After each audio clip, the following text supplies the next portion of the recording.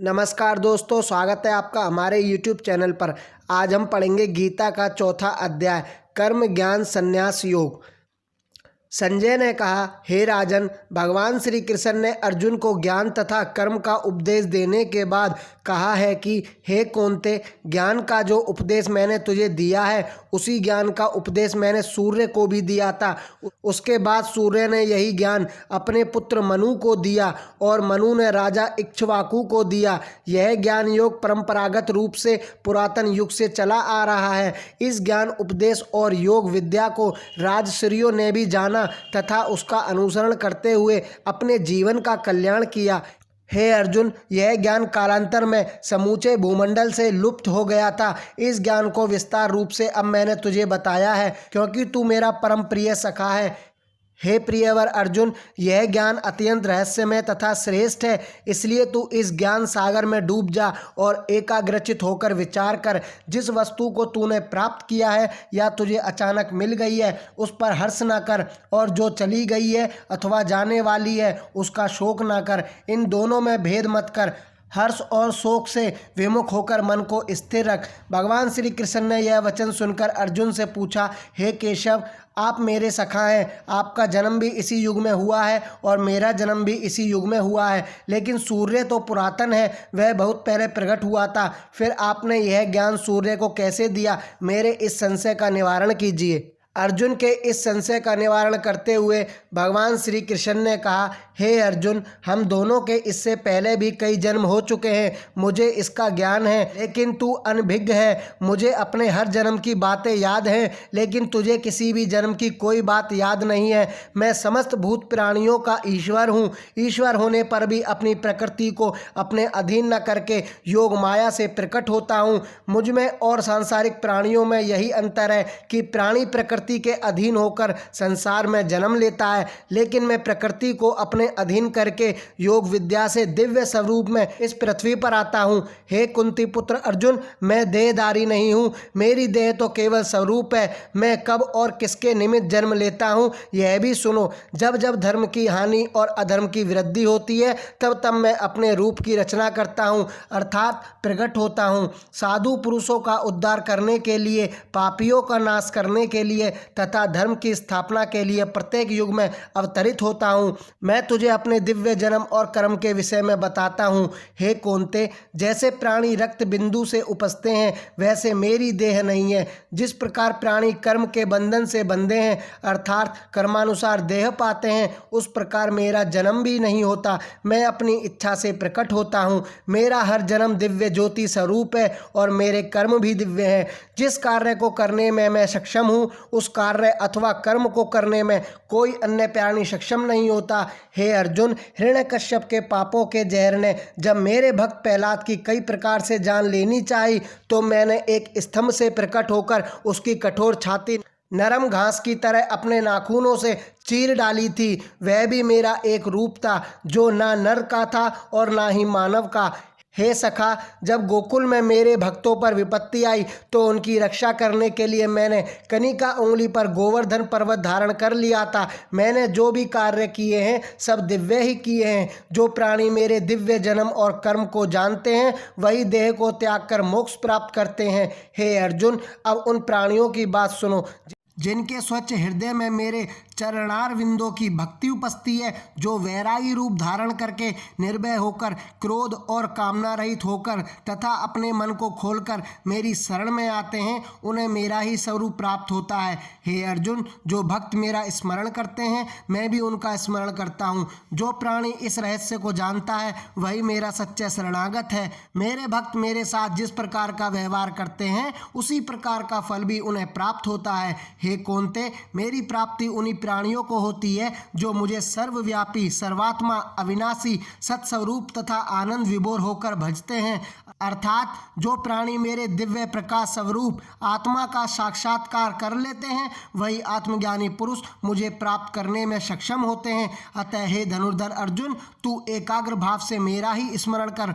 हे अर्जुन, देवताओं में आस्था रखने वाले प्राणी धन धान्य एवं पुत्रादि की कामना करते हुए उनकी पूजा अर्चना एवं आराधना साधना करते हैं। देवतागण उनकी इन अभिलाषाओं को पूरा भी करते हैं, क्योंकि देवता उनकी थोड़ी सी ही पूजा से प्रसन्न हो जाते हैं। परंतु मेरे प्रति श्रद्धा और साधना उसी प्राणी की जागृत होती है जिन्हें देह आदि प्रपंच झूठ नजर आता है। ऐसा प्राणी मुझे ही सर्वव्यापक तथा सत्य रूप जानकर मेरी श्रद्धा और उपासना करता है। उस प्राणी पर मेरी कृपा अवश्य बरसती है। हे कुंती पुत्र अर्जुन, सृष्टि में गुण कर्म के अनुसार प्राणियों की रचना करने वाला भी मैं ही हूँ। चारों वर्णों ब्राह्मण, क्षत्रिय, वैश्य और शूद्र का रचयिता भी मैं हूँ। इनकी रचना के समय ही मैंने इनके कर्मों का निर्धारण भी कर दिया है। इन प्राणियों में ही जो करता या अकर्ता है उसे निश्चित रूप से समझ लें कि वह मेरा ही रूप है। प्राणियों के माध्यम से कर्म को करने वाला होने पर भी मैं कर्मों के बंधन से नहीं बंधता, क्योंकि कर्म फल के प्रति मेरी कोई कामना नहीं होती। इसलिए जो प्राणी मुझे तत्व से जानता है वह भी कर्मों के बंधन से नहीं बंधता। इसलिए हे अर्जुन, अपने पूर्वजों का अनुसरण करते हुए तू भी कर्म कर। भगवान श्री कृष्ण के मुख से बार बार कर्म करने की बात सुनकर अर्जुन ने पूछा, हे देवकी नंदन, आप बार बार मुझे कर्म करने के लिए प्रेरित कर रहे हैं, लेकिन कर्म क्या है यह तो बतलाइए। इस पर भगवान श्री कृष्ण बोले, हे अर्जुन, कर्म, अकर्म और विकर्म क्या है इसको तत्व अवश्य ही जानना चाहिए।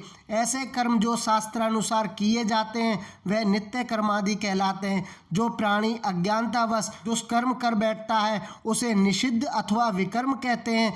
यदि प्राणी आमोद प्रमोद अथवा आलस्य के वशीभूत होकर कर्म नहीं करता या करना नहीं चाहता तो उसे अकर्म कहते हैं। जो प्राणी अहंकार की भावना तिरस्कृत करके कर्मों में कर्म के भाव को नहीं देखता, अज्ञानी से अज्ञानी के कर्मों पर भी ध्यान नहीं देता, अर्थात उसके क्रियाकलापों को देखते हुए भी अनदेखा कर देता है, वह पुरुष सत्कर्मी कहलाता है। हे धनंजय, यह तो मैंने कर्म करने की बात कही, अब आगे सुन।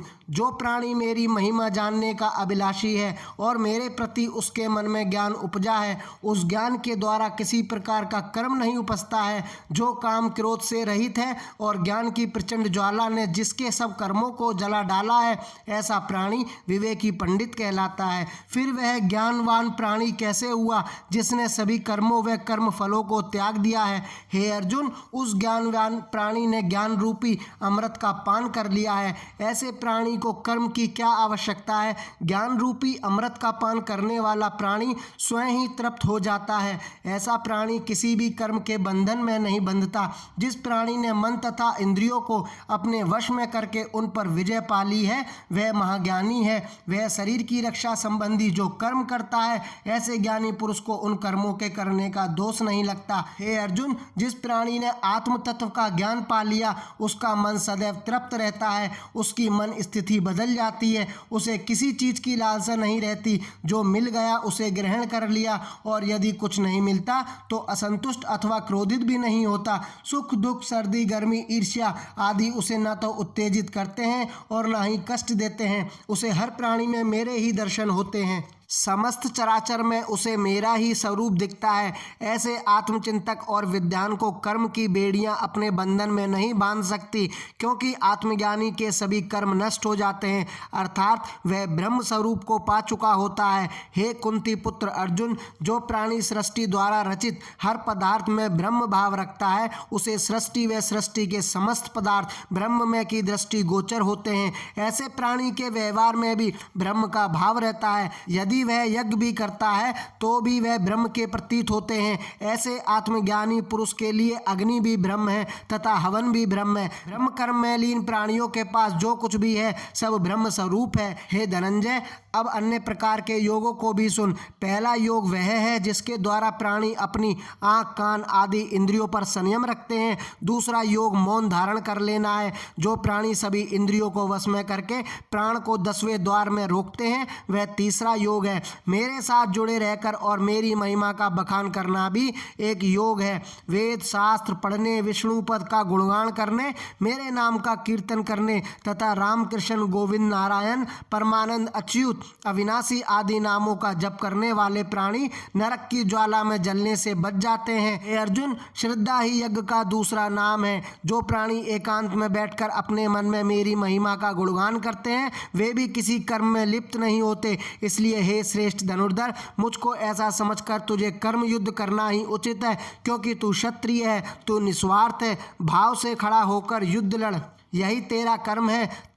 तत्व ज्ञान की प्राप्ति के बाद उस प्राणी को सब कुछ ब्रह्म में ही दिखाई पड़ता है। सांसारिक मोह मायादि विकार उसे कष्ट नहीं देते। ऐसे प्राणी की मुझ सच्चिदानंद में प्रीति बढ़ती है। हे अर्जुन, यदि उस प्राणी के द्वारा ज्ञान अज्ञानवश कोई पाप कृत्य होता है तब भी उसका दोष उसे नहीं लगता, उसके सभी पाप समूह भस्म हो जाते हैं। हे पार्थ, सृष्टि में ज्ञान के समान पवित्र करता अन्य कुछ भी नहीं है। जिसे यह ज्ञान प्राप्त हो जाता है उसमें समस्त भाव का उदय हो जाता है। जिसका हृदय पवित्र होगा उसी को इस ज्ञान की प्राप्ति होगी, उसी की आत्मा तत्व ज्ञान से लाभान्वित होगी। हे अर्जुन, इंद्रियों पर संयम रखने वाला और निष्कपट मन वाला प्राणी ही ज्ञान प्राप्ति के बाद परम शांति पाता है। जो प्राणी श्रद्धाहीन, स्वाध्याय न करने वाला, शंकालु प्रवृत्ति वाला और परमार्थ में विमुख होता है उसे कहीं भी सुख अथवा लाभ की प्राप्ति नहीं होती। जिस प्राणी ने अपना सर्वस्व मुझे अर्पित कर दिया है और जिसके संशय मिट गए हैं वह कर्म बंधन में पड़ने योग्य नहीं होता। अतः हे अर्जुन, तू भी सुबुद्धि रखते हुए अज्ञानतावश हृदय में उत्पन्न हुए संशय को ज्ञान रूपी तलवार से काट डाल और युद्ध के लिए खड़ा हो जा।